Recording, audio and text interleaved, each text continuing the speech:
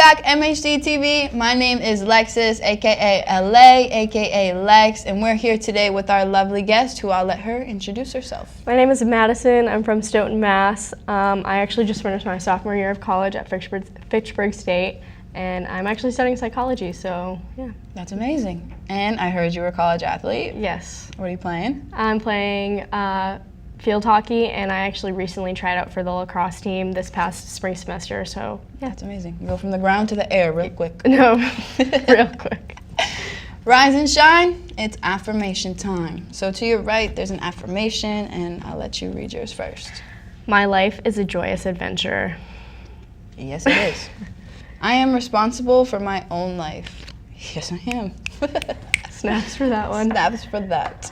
Okay, you ready for your question? Yeah. Yeah, I'm ready. Let's go, Lex. What are some mental health goals you have for yourself? Definitely to adjust and change on how I think about myself. Definitely encouraging myself a lot more. I'm very hard on myself naturally, like, oh, I could do better on this, or I didn't do well on this. So I really need to give myself a lot more credit, and that's what I've noticed within myself. So just giving myself a lot more credit for what I do. So yeah. I feel that. Some people will give me a compliment and they're like, that's amazing. I'm like, what? You don't see like the 3 mistakes that I made? They're like, no.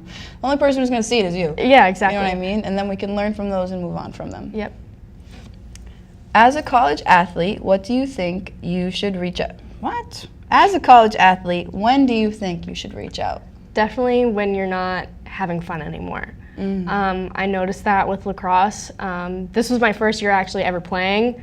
Totally fun sport. I recommend playing it.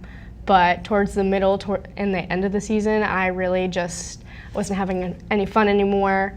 I was really dreading going there, and that's when I noticed. I've been playing sports my entire life, so for me to be like, oh, I don't want to go to practice, or I would literally calculate in my head, oh, I have an away game, it takes this long to go here, where game is going to take this long, and then I'm going to have to come back at this time. I was never thinking about, oh, it's game day, I'm ready to go, like, let's go. Right. It was more of just like, I'm ready to leave. When is practice over? When is this game over? When it hasn't even started yet. Right, so like I didn't even get there yet. I didn't even get there, and I don't want to be there. Yeah. And that just hurt me so much as an athlete. It's just, because sports are always fun. That's how I grew up. Sports are fun. Right.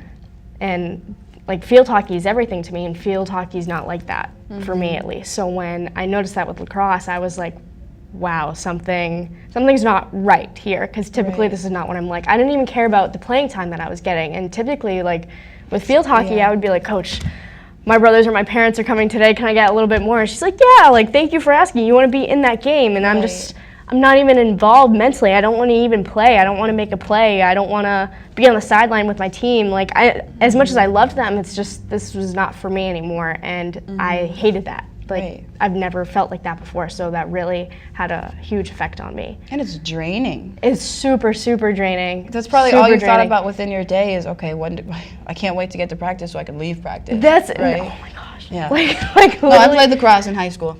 I know. Played for 2 years. It's so much. Like, it was a different. And it's also heartbreaking because, like you said, you were an athlete your whole life, and not for nothing, that's kind of how I was an athlete too my whole life. So that's how I looked at myself. Yes. And I like to be prepared for the game mentally and physically. Love day, like, let's go. Like, I'm ready to beat this team, or I hate this team. We lost last year, or we tied. Like, let's beat them now, or we're doing so good. Let's keep the streak on going. But no, it was just like, I don't even want to be here. Right. You know, it's. So what advice, so you love field hockey, right? There's no that feeling at all. What advice would you give to somebody on your field hockey team if they started to feel like that? Reach out right away, right when you feel something off. Because if you keep going with it, which is what I did, because you know, I'm just like, maybe this will pass. You're gonna break. You're gonna have your breaking point, and that's what it was for me. Like, towards the end of the season, I was like, I can't do this anymore. I don't want to be here. I cried to actually my athletic director, and yeah, it was just, I was like, I can't do this anymore. I'm not having fun, and this hurts me. And they're like, yeah, Madison, we see you through field hockey, and you're not like this at all. And I was like, yes, it's just too much, because I never had that break, that mental break. Yeah.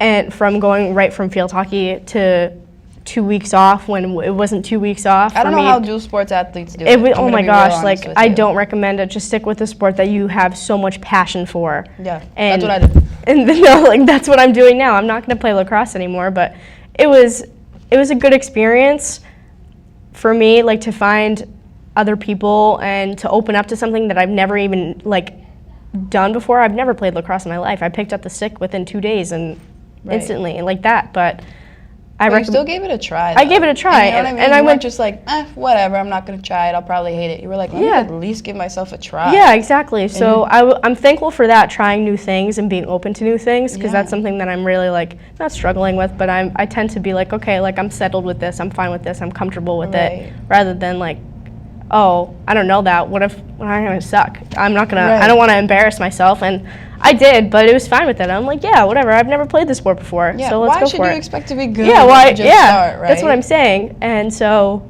yeah, I just sometimes the journey is the best part. Yeah, exactly. So that's what I'm definitely thankful for. But for reach out right away when you find something that's a little bit off.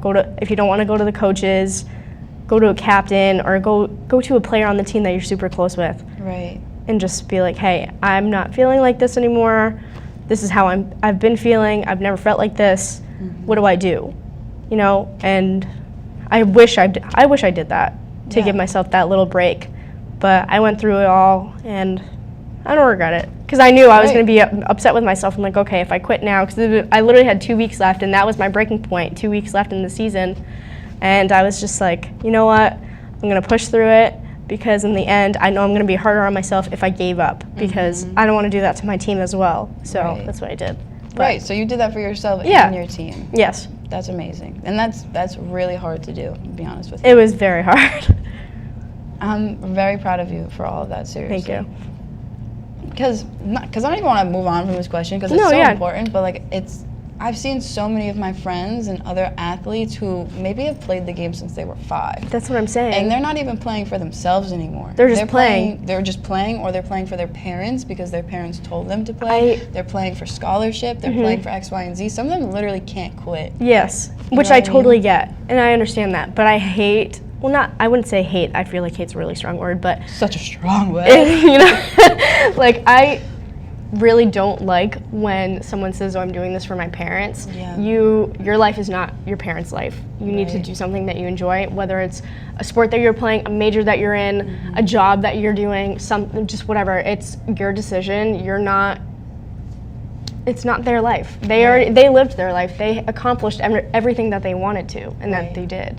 And why are you going to play a sport just because your parents like it? Like, I know a lot of people that are like that. Me too. A lot of people. And it's just like, you need to tell your parents, Mom, Dad, I don't like this anymore. It's not fun for me. I'm playing for you because this was your sport, but it's not mine. And I feel like a lot of parents have to accept that as well within their kids. Yeah, it's huge. Because they want to lead their kids in a right way, in a right path, but it's more so of like, that's not your kid. Your kid is their own person. Your kid is not you. They're a part of you, but they're not you. So let them do what they want. And maybe some kids are scared that their parents won't be proud of them, but instead of being proud of them through athletics, there's plenty of other things that you can be proud of your children for. Yes, I agree. All right, we'll move on, but we'll come back. It's awesome. How can you show your support today? How can you show someone your support today? Definitely by reminding them that they're not alone, and being open to it is the biggest step, biggest and hardest step ever, and that's what it was for me, to being open with it. So now that I'm open with it, I just kind of talk about it like it's normal. So if you accept it, it'll get better. Right. It'll definitely get better. You're not alone. People aren't alone. Everybody feels like this in some different ways. Yeah. And then you can get all those different perspectives, and like you just said, you're not alone. Yeah. Like other people have felt like this, so they can give you some piece of advice, some of their perspective to maybe help you get through it, or figure out ways to cope through it. Yes, exactly. Like, I've had a few people that say, oh, well, I have so much on my mind, I'm so stressed about something. And I literally say what helps me is if I'm so stressed about a bunch of things all at once, I just write down what is important to least important, and like what's least of my worries, what's something that I can't control, what is something that I can control, you know? I love that. So like that's what I say. I'm like, write down what you can can't control. Right. Like, you're you. It's something that has to do with you. If I have a payment, I have a bill that's due next week. That's next week. Yeah, worry about it financially. That's fine. Right. But that's next week. That's not now. Right. Worry about what you can control now. I love that. So I always give people the advice, like for homework, assignments, work, whatever it is, like write everything down in your head that you think you have, because realistically when you see it on paper, you're going to be like, oh, that's way less than I thought it was. Yes. You know what I mean? Yes. And you don't have to keep trying to like think and remember all the little things, because that's what stresses me out. I'm not going to remember anything. I literally have to put it in my calendar and I have to write it down to remember. Yep. Any of my friends can attest. I'm the same way. Has to be. All right. Last question. What is one physical trait or emotional quality that you want to give more appreciation to? Definitely my strength. Physically and mentally, I've definitely grown through that, and just I want to be more empowering. That is something that I've definitely I haven't been seeing within myself, but other people have been reminding me, and then I just give value and more worth to myself, and I'm just like, wow, you know what? So and so is right. Right. So I definitely appreciate my strength that's been growing within myself. So throughout the process of you doing lacrosse, your strength has grown. Thank so you. like this was a situation where you went through hell, or let's not swear, you went through a terrible time. Yeah. And you hated it. Oh, that's a strong word. You didn't like it at all. Didn't like your life, but you realize things within yourselves, you realize coping mechanisms, you realize to reach out in a multitude of ways. Your strength grew, but you also set the example, and you're setting the example right now.